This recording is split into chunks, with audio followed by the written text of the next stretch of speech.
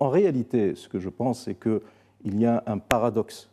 qui caractérise le gouvernement actuel, c'est qu'il est passé d'un stade de l'hubris au stade de la paralysie, dans le sens où l'échéance approchant et les résultats de la politique gouvernementale allant dans un sens assez inquiétant, eh bien, plusieurs membres de cet exécutif, avec quelques exceptions, je viens de l'indiquer, ont choisi d'observer le silence. Deuxièmement, par rapport à votre reportage, vous avez raison de souligner les enjeux du moment. Et un des principaux enjeux, c'est effectivement de mobiliser les citoyens pour ce rendez-vous électoral. Or, nous sommes dans une situation où nous avons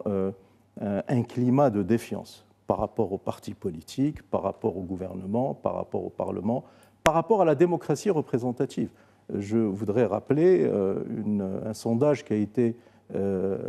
commis par une ONG marocaine il y a quelques jours et qui indique, d'après les sondés, 1200 Marocains ont été interrogés, moins de 6 ou 7% font confiance dans les partis politiques, dans le gouvernement, dans le Parlement. Il y a un climat général de défiance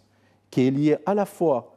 au dossier qu'on a pu observer depuis 4 ans, des problématiques de moralisation de la vie publique, des responsables élus au niveau national, régional, local, qui sont aujourd'hui derrière les verrous ou certains objets d'investigation